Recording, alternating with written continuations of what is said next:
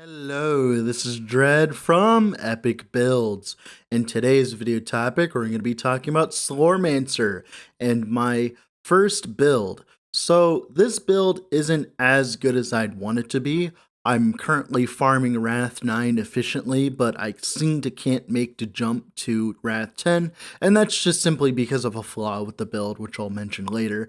But pretty much what we're doing is we're utilizing Arcane Bond, which is a curse inside the devoted scholar tree and the mage tree overall. So the way it works is 100% of mana lost or spent in the last second is applied as damage against the enemy, or I believe it scales up to 156% in the end game. So the idea is you apply your arcane bond onto an enemy and then you spend a bunch of mana and you deal that much mana as damage. Well, usually this kind of idea wouldn't work really well because the amount of mana you would need to spend to deal that much damage would be monumental. But thankfully to Chronopuncture has a node in it where whenever you smack a enemy with Arcane Bond, you instantly lose all of your mana and then instantly gain it back in like half a second. Pretty much you don't have any downtime on your mana, but it counts as mana lost, which will count as arcane bond damage. So every single time we hit an enemy with arcane bond, we pretty much deal our entire mana bar's worth of damage to the enemy. Now, what this does is it allows us to ignore a Slor Reaper. So pretty much, so in this game, your weapon is called a Slor Reaper. It just gives you a lot of stats, and each one is a build aroundable, like they all have their own unique stats. Well, I was able to run a gold plated staff with this version because of the fact that arcane bond is not applied like by reaper damage, which is the flat damage that comes from a reaper, right? So I actually had the opportunity to actually play around the gold plated staff. And why am I doing that? Well, this build stacks a lot of mana, of course, to deal damage. Well, there's a node inside Devoted Scholar that gives 20% of our mana as Thorns damage. Thorns damage is just simply the amount of damage a mob takes if it hits you. It doesn't seem that powerful, but you get 20% of our mana as Thorns flat. Now, the gold-plated staff makes it so that all the Thorns damage we get counts as HP. So we go from about like 2k HP all the way to 10k HP because 20% of our mana now is HP, which allows us to get tanky while also dealing damage with Arcane Bond. Now, the flaw with this build is it just sadly doesn't have enough elite damage. So there are some elites in this game, the big bad guys.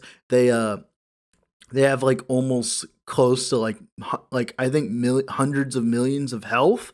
And since we could only reach up to like 40, 50k mana, our arcane bond damage is slightly limited. Now, Arcane Commander, the other ascendancy, not the Devoted Scholar, has some more arcane bond stuff that could actually make an arcane bond build work.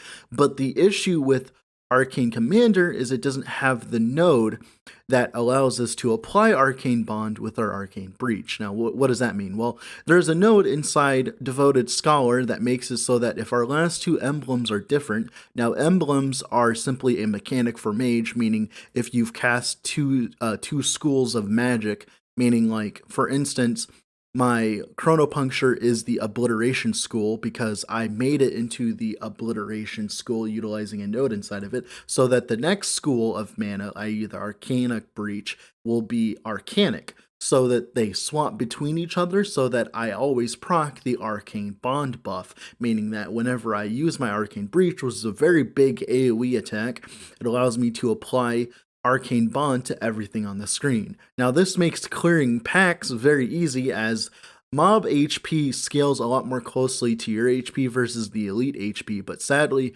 the elites just scale so much health that it makes it almost impossible to kill them. Now, I am new to the game, so if there's a better way of doing what I'm doing, please let me know.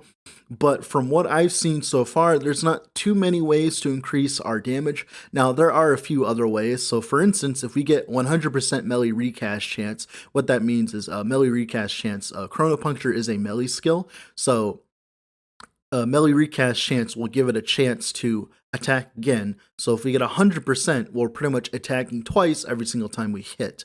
And then if we scale attack speed, that means more mana spent per second thanks to the nodes inside Puncture, which will allow us to deal our mana multiple times per second. Now, that could, in theory, fix our mana issues and our damage issues, but you would have to make a lot of sacrifices on gear to do that, and I've made a lot of different kind of gearing choices, and I'm sure that version could work if you work towards getting 100% melee recast chance.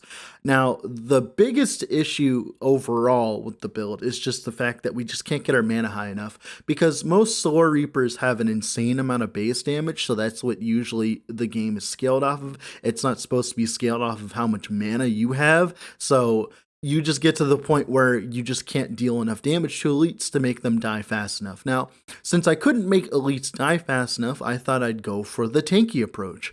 Now, that's why we're running the gold-plated staff. I'm also running an evasion package with some base items, because mage doesn't really benefit from stacking too much HP on your base items, so as long as you get mana and then you get evasion, now, I've gotten enough evasion to the point where I've gotten 40% chance to dodge, which makes the build feel absolutely wonderful while mapping and stuff as well.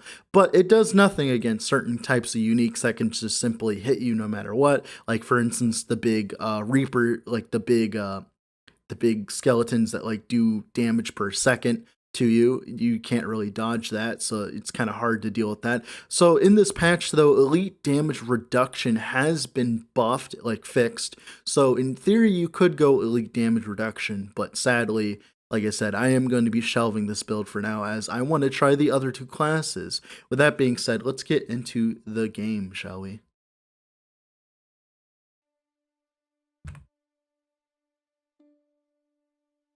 Here we are in game with the build.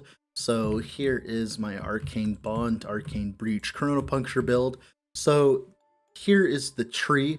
So the main node that this build is built around is this node right here, Polyvent Caster. So if your last two emblems are different, the next skill you cast will apply Arcane Bond on every enemy hit. Meaning that, for instance, if I attack with my Chronopuncture, then attack with my Arcane Breach, then my Polyvent Caster will be up, so the next hit I do will apply Arcane Bond. Well, now what I do here is I attack with Arcane Breach, and it will apply Arcane Bond to everything, then I attack a bunch with Chrono Puncture, and then the whole pack dies because it takes my entire mana bar per second and then dies. Now, obviously, Chrono Puncture as well helps a lot with this thanks to the node here, time manipulation. Whenever you hit an enemy affected by Arcane Bond with Chronopuncture, all of your mana is consumed and refunded to you a split second later, and this is the whole reason the build works. This node plus the node inside Devoted Scholar. That's the main reason why I'm running Devoted Scholar instead of running something like Arcane Commander, which has a lot more benefits to running Arcane Bond. Now, other things that makes this build work, so we're utilizing this node here, magic mutation. You have increased thorns damage. You have thorns damage equal to 20% of your max mana. So we have about like 36,000 mana here. So about 20% of that is given as HP. So we're utilizing this item here called the Superior Gold-Plated Staff. So max life is equal to your thorns damage. So we're getting about 8,000 extra life with this build, which makes us feel very tanky. We're about as much HP as your normal knight build. Which is a lot for a mage considering, right? Well, the issue, like I said, is there are just certain mobs in the game that you can't really tank, you have to just kill. And this build doesn't have enough elite damage to kill those kind of mobs. Now, obviously, like I said, we could fix this by adding some melee recast chance to gear. I've already started with my wristbands, but sadly I need to get some melee recast chance on here and on here as well, and I believe I can get it on the rings and the boots, but I believe you can meet 100% melee recast chance here, so we need just a little bit more, about 75% more, and then pretty much our damage is effectively doubled thanks to this node here in Chrono Puncture. Now, With gearing, all I've done is just gone with mana. I did manage to drop the legendary, the 34% max mana multiplier. This is pretty much a more damage multiplier to everything. It also gives us more HP from our superior gold plated staff as well. And of course, we have max mana everywhere else, increased damage over time because the Arcane Bond counts as a damage over time source, so increased damage to damage over time helps as well. Like I said, mana, damage over time. I do need to upgrade this belt. I had not gotten around to upgrading it. I need to add a little bit more evasion to it. And of course, mana on the ring. This ring I forgot to upgrade. We still need to get more mana on it. The boots have recast, evasion, and mana. I believe I want max mana there on the boots. I can't remember if you can get max mana on the boots. Then evasion here with some attack speed. Attack speed is very important because it allows us to hit more often with Chrono Puncture, and we're also utilizing a node inside Chrono Puncture here, is whenever you hit an enemy with Chrono Puncture, you gain Chrono Speed stack, granting you increase attack speed. So this combined with the base attack speed we get from the wristbands and from my pads and my gloves as well, that gives us enough attack speed, attacks per second, so that we can actually do enough damage to elites to not be, waiting there forever. We also have a little bit of life leech because this build does have no way of leeching from the Arcane Bond, as it's a damage over time source and you can't leech from that. So how we actually gain leech is we utilize, I believe here in the devoted scholar tree, we utilize this node. So you have flat elemental damage equal to 25% of your missing mana. Well, we are also utilizing a node inside Arcane Breach here that gives us 10% increased max mana per enemy nearby. So what that means is, I'll go into a breach here to show you what I'm talking about, is when we walk up to enemies and we play that, we have a shit ton of missing mana. What that means is that 5% or that 1% health leech gives us enough leech to sustain us, so we don't have to worry about leech at all. Now, obviously, we can use Chronopuncture to do damage, yada yada yada, stuff like that, right? This build is really fun. I really enjoy it. You also get the extra CC because the suck from Arcane Breach as well. But my biggest issue, like I said, is as you can tell on these rares here, I have little to no damage against these guys because they scale so much HP that I just can't do enough damage. Now, obviously, I believe this would get fixed if I get some more attack speed, if I get some more percentage damage, but right now, in the current state of this build, I simply just can't deal with the uniques and elites properly. So that is why I will be shelving the build for now, but I just wanted to show you guys the process that I went through to make this build. Now, how to level this build, I had to level my Chronopuncture all the way to Mastery 8 so I could get access to, where is it here? So I could get access to time manipulation because it's only given to you as Mastery 8. As you can tell, this is the Mastery level. So what I ended up doing to level my Chronopuncture to the point where it's actually usable is we go over here to the campaign. Just give me a second here. Let's get to the campaign. This is the first act here. So I went to this place here, the repairing kit mission. I spawned mobs, and then all I did was turned on Twitch or something like that, or some music, and just simply just make circles. And that's all I did. I did this for about, I don't know, a few hours, and I got my Chronopuncture all the way up to where I wanted it to be.